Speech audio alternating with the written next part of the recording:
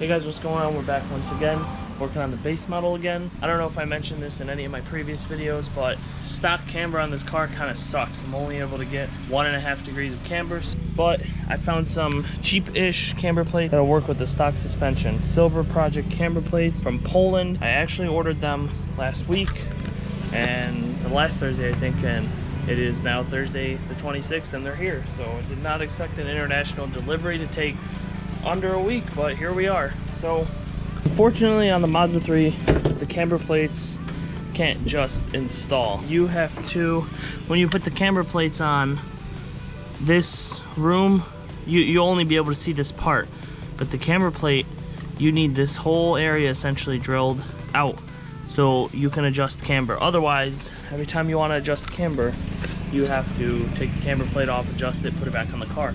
So what people do is they drill the strut tower. That's what this video is going to be about. I'm going to be drilling the strut tower out. So for that, you will need, obviously, well, I guess this video is about installing camber plates and drilling strut tower out. So what you're gonna need for that is a hole saw, 3 1/8. I have DeWalt tools, so I ordered a DeWalt hole saw, and I ordered this nifty little DeWalt extension. I can put the links in the comments below. This is something else. So yeah, 3 1/8 hole saw, and you'll need a shit ton of cutting oil. My plan of attack right now is jack the car up on both sides, take the wheels off, unbolt the 3 strut tower bolts off, which I already broke one, so perfect time to take the whole strut out so I can fix that anyways. Unbolt that, then mask off the whole engine bay because you're going to create a lot of metal shavings.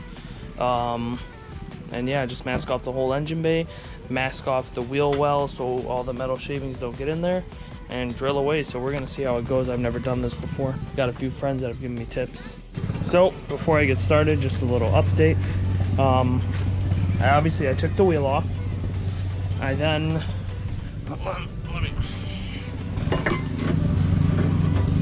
so this is one of the strut tower plates. Here are the strut tower bolts. I started unbolting them. As I was unbolting them, the strut sank. So I jacked the strut up so that way it wouldn't just fall out. So I moved this out of the way, kind of cleaned around it. Now I'm going to let the jack and the strut down, and then it just kind of falls out. It's still right there, so we need it to move more so it doesn't get caught up in the debris. When I took the strut bolts out of the other side, I was able to lower this side a little more. So if you look all the way down there, so we have enough clearance. So now I'm going to put this plastic baggie over the top of the strut just to kind of protect it. So our plastic baggie is over the strut and protecting it. Okay, so I got my hole saw hooked up. I got my plastic baggies to protect the engine bay. Gonna kind of just set up my shop back here so as I'm drilling I can vacuum, and I think that's all there is to it. I'm gonna get started. I'm gonna leave my drill on 1. I was advised to take it slow. I'm gonna get some cutting oil, just regular. You can get cutting oil or regular oil will do. So let's get started.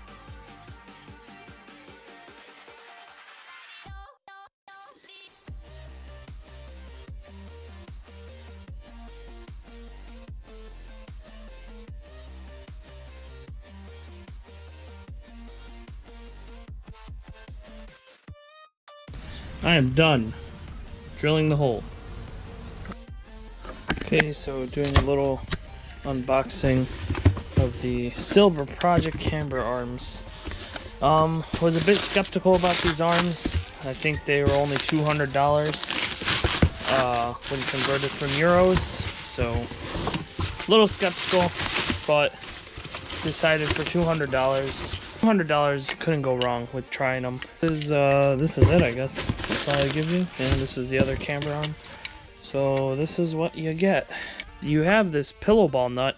I actually ordered an extra because since I have Koni struts and not coilovers, you're supposed to drill out your stock pillow ball nut or order an aftermarket one. So I got some from BC Racing, and it seems like these pillow ball nuts might actually work. I was trying to install the plates, and what I found was the strut bearing that they include is it's not curved like the OEM strut bearing would be.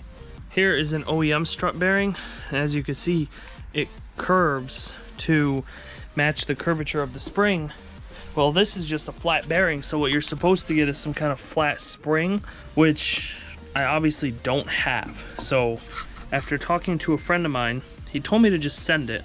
So that's what I'm gonna do, because I really don't have a choice. It's either send it or run no camber plates. So on top of that, I also discovered that one of my shocks is blown. And you can tell it's blown because I pushed this down about 3 hours ago. Notice how it hasn't come back up at all. Like, this shock is not blown, but it's leaking. So it's on its way out. Luckily for me, he owns, well, I'll link his page.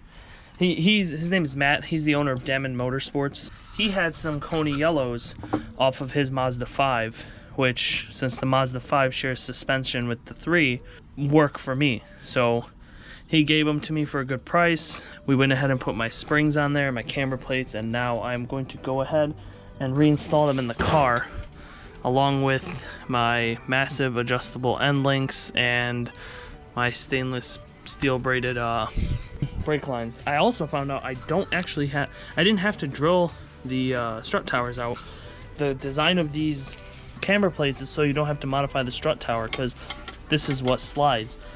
Generally, for most of the camber plates that are sold for the Mazda 3 and the Mazda Speed 3, you actually do have to drill the strut tower out. I went ahead and did that before I even had the camber plates in hand. Eventually, next year, when I get legit coilovers and better camber plates than these, because these only have camber adjustment, and I would get, like, I don't know, Vorschlags or K-Max, they have camber and caster adjustment. I'm gonna have to draw the strut tower anyway, so at least I did it right now. But now I'm just gonna go ahead and reinstall everything. For installing the camber plates, I didn't get a video, but once you compress the spring, there's a bolt. You take the bolt out, and then this is the old strut hat right here. So the old strut hat comes out along with the strut bearing, and then this is the old bump stop. I had to order new bump stops off Amazon. It was $10. So all you do is you slide your new bump stop on, you slide your camber plate on with the bearing, you put your pillow nut on, and yaga dugga that shit and put some Loctite.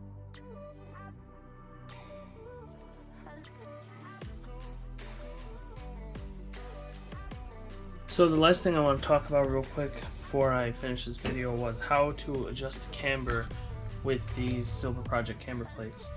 You could see the slot, and that's what's going to determine your camber. All you have to do is you're just going to loosen it, and then you're gonna, well, with the wheel on, see how that moved?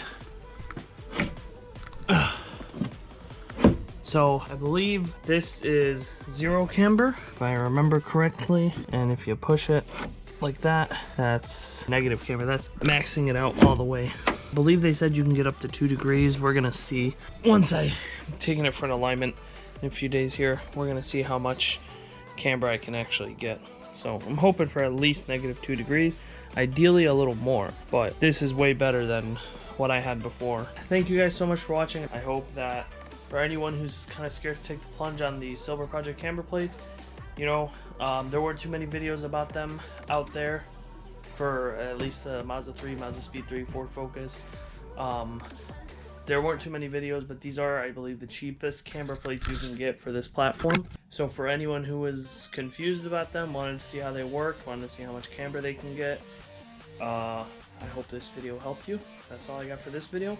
Thank you guys so much for watching, and I'll see you in the next one. See you later.